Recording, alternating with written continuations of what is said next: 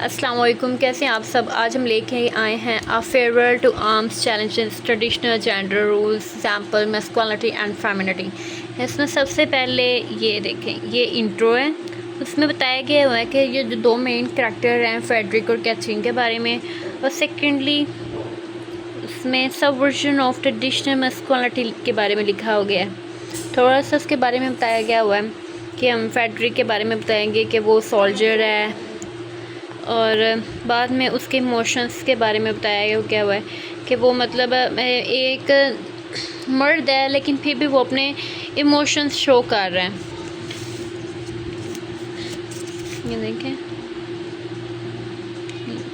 उसके बाद आगे जाके नीचे बताया गया है ही लीव्स अ वॉर, कि उसने अपनी मर्ज़ी से ये जंग छोड़ी थी, क्योंकि वो मतलब उससे वो बिलीव नहीं था करता। वो हमेशा ये मतलब लोगों को मरते पेन में देख देख के वो उकता गया था। उसने फैसला कर लिया था कि अब मैं ये छोड़ दूँगा यहाँ काम करना।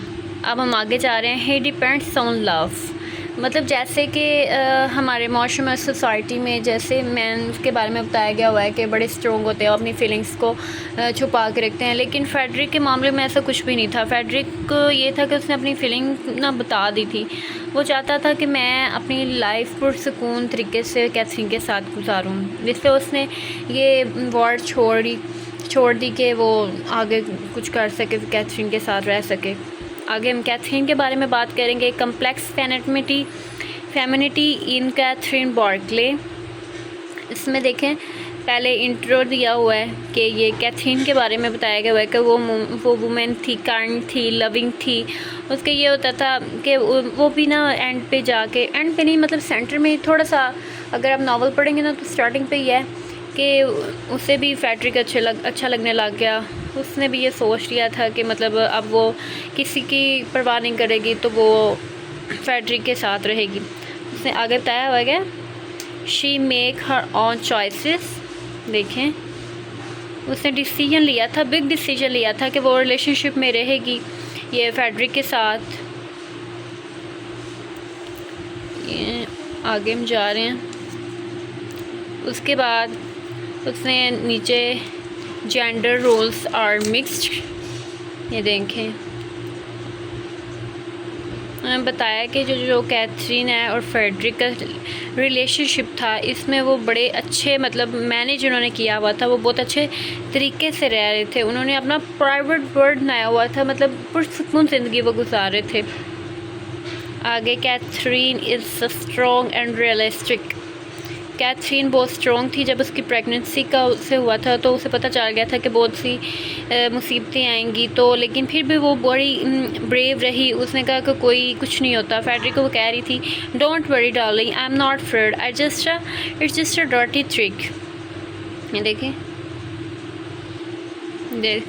A word of the on, ये सारा उनके बारे में बताया गया। उन्होंने अपना प्राइवेट वर्ड बनाया था। वहाँ पे वो कोई भी जेंडर रूल्स के कोई फॉलो नहीं थे करते, ना ही सोसाइटी, ना ही वॉर्स, कुछ भी इन्होंने कोई फॉलो नहीं था करता। कैथरीन बड़ी स्ट्रॉन्ग थी। कभी कभी तो वो अपने एक किरदार भी, करैक्टर्स भी चेंज कर लेते थे एक दूसरे को। लड़के के बजाय कैथरीन अपने आप को लड़का और फेडरिक अपने आप को लड़की भी बोलने लग जाती थी। ये देखें, आगे क्रिटिसाइज़ किया हुआ है जेंडर सिस्टम को। ये देखें कि बताया गया है हमारे माशरे में लड़की और लड़के को एक जैसा नहीं समझा जाता। देखें, जैसे कि वॉर है, वॉर में समझा जाता है जैसे कि बस ये लड़का ही करेगा, इसमें लड़के ही काम कर सकते हैं और कुछ। लेकिन जो फेडरिक था उसने कहा था कि मैं बड़ा अक गया हूँ, मैं बहुत उकता गया हुआ हूँ कि वॉर से लोगों को मरते देखने से मैं नहीं चाहता कि मैं और ये इसमें रहूँ। इसलिए उसने अपनी आगे की ज़िंदगी का सोचा, तो उसने कहा कि मैं कैथरीन के साथ रहूँगा। आगे कुछ बताया हुआ है कि कैथरीन भी, उसे भी बड़ी प्रॉब्लम्स आई थी। वो एंड पे मर जाती है जब उसका बेबी होता है, तो वो बताया गया हुआ है Hemingway shows that these gender rules hurt both man और वुमन। मैं एक दफ़ा आपको दिखा देती हूँ, जस्ट आप कर लेंगे।